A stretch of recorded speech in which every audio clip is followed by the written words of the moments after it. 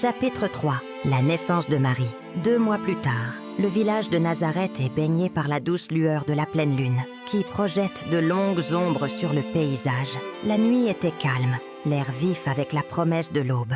Sur une colline surplombant le village, Joachim est agenouillé en prière, sa silhouette se détachant sur le ciel éclairé par la lune. Les mains jointes, la tête inclinée, il exprime sa gratitude et ses demandes.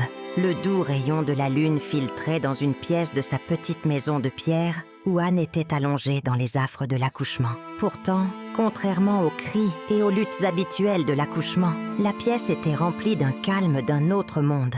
Anne est assise bien droite, le visage serein, comme si les douleurs de l'accouchement ne l'avaient pas affectée. Les sages-femmes se déplacent dans la pièce, leurs expressions mêlant crainte et confusion. « Anne !» murmure une sage-femme, la voix teintée d'étonnement. « Je n'ai jamais vu une chose pareille. Pas une seule douleur. C'est étrange, n'est-ce pas, Cynthia, ma sœur ?» La seconde sage-femme rit doucement, mais ses yeux trahissent son étonnement. C'est peut-être son âge. Si j'avais su que ce serait si facile, j'aurais attendu moi-même. Regardez, l'enfant est en train de sortir. Anne, calme et posée, tend la main tandis que la sage-femme place délicatement le nouveau-né dans ses bras. La petite fille est emmaillotée dans le linge doux préparé pour son arrivée. Sa forme délicate est bercée avec le plus grand soin. Pourtant, alors qu'elle était blottie dans les bras de sa mère, quelque chose d'extraordinaire se produisit. Sa peau sembla briller d'une lumière qui n'était pas de ce monde.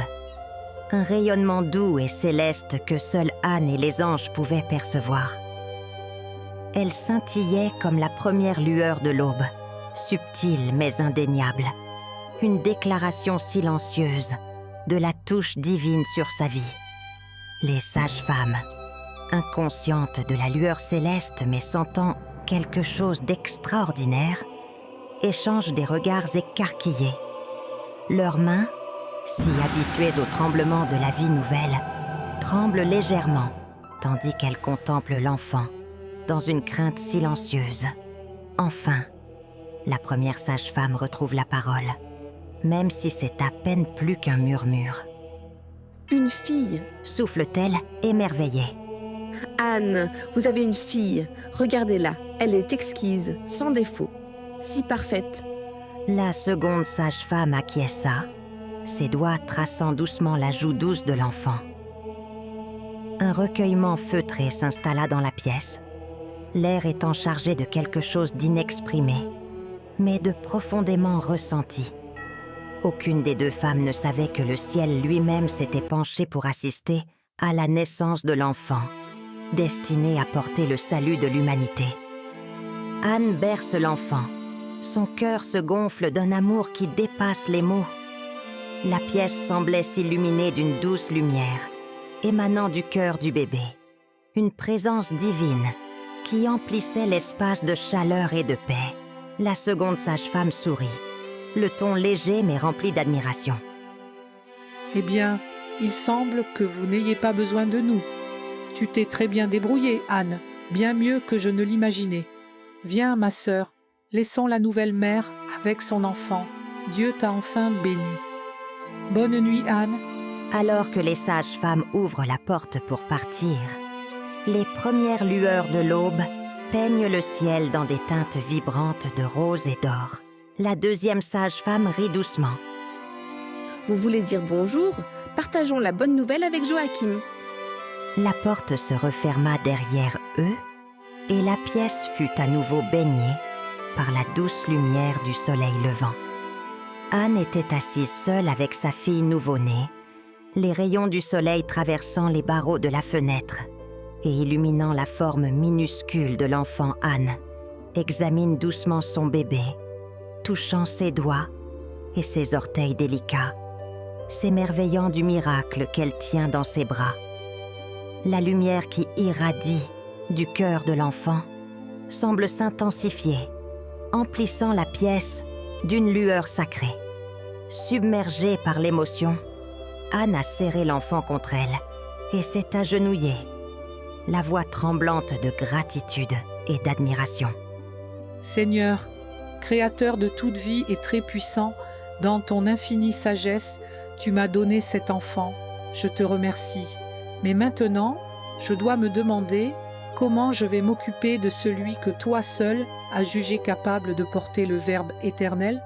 Comment vais-je m'occuper de celle qui sera la mère de ton fils? Une voix douce mais pleine d'autorité emplit la pièce. Tu t'occuperas d'elle extérieurement comme une mère s'occupe de son enfant, sans aucune démonstration de révérence, mais tu garderas cette révérence intérieurement. Soudain, la pièce fut inondée d'un éclat qui dépassait l'entendement terrestre. Une foule d'anges apparut, leurs formes radieuses, scintillant comme le feu et la perle, remplissant chaque coin de l'humble chambre d'une lumière divine.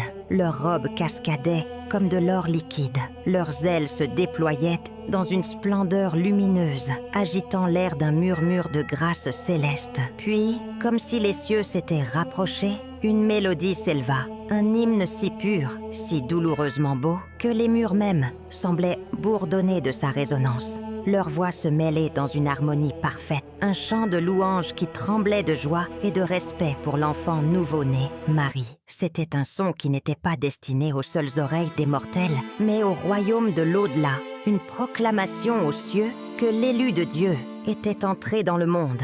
Anne, berçant sa fille, sentit la musique l'envelopper comme une lumière chaude, son cœur se gonflant d'admiration. L'air scintillait comme si le tissu entre le ciel et la terre s'était aminci. Et en cet instant sacré, elle sut que son enfant était béni, mis à part pour un destin qui dépassait l'imagination. La lumière émanant du cœur du bébé s'est intensifiée, devenant un canal par lequel les paroles de Dieu étaient transmises directement à l'enfant qui comprenait tout ce qui était dit. La voix de Dieu résonnait de son amour. Mes bien-aimés, sur la terre, le Verbe vous aura pour mère, sans père, comme au ciel il a un père sans mère. Le temps est arrivé, par notre providence, de faire naître la lumière, la créature à forme humaine, libérée du péché, qui doit écraser la tête du serpent. L'heure est proche, si bénie pour les mortels, en qui doivent s'ouvrir les trésors de notre divinité et se déverrouiller les portes du ciel, que le genre humain se prépare maintenant, car il va bientôt recevoir le Maître, le frère et l'ami, car il sera l'agneau de Dieu qui enlèvera les péchés du monde. Puis, se tournant vers Gabriel, Dieu lui ordonna : « Va dans les cavernes des limbes, dis à Enoch, à Élias, aux saints-pères et aux justes qui attendent là depuis des milliers de siècles que la rédemption de l'humanité est bientôt proche. » La naissance de Marie, la mère de Dieu, a eu lieu le 8 septembre 14 avant Jésus-Christ. C'est le moment qui a fixé le plan du salut de l'homme. Sur ce, Gabriel disparut, sa forme rayonnante se dissolvant dans l'invisible, comme une étoile s'évanouissant dans la vaste étendue de l'aube. La pièce, bien que redevenue silencieuse, était encore imprégnée de la chaleur persistante de sa présence. Anne, désormais seule avec sa fille nouveau-née, contemple Marie, le cœur gonflé d'un mélange indescriptible d'amour, d'émerveillement et de respect. Pourtant, elle n'était pas vraiment seule. Les autres anges restèrent à proximité, leur lueur éthérée jetant une douce luminescence sur la chambre. Même s'ils ne parlaient pas, leur présence était une proclamation silencieuse, un vœu de protection qui s'étendrait au-delà de ce moment, de cette nuit, du temps lui-même. Elles se tenaient comme des sentinelles invisibles, gardiennes de l'enfant dont le nom résonnerait un jour à travers les âges. Une brise légère soufflait dans la pièce, apportant avec elle un sentiment de paix, une assurance tranquille que Mary ne marcherait jamais sans surveillance.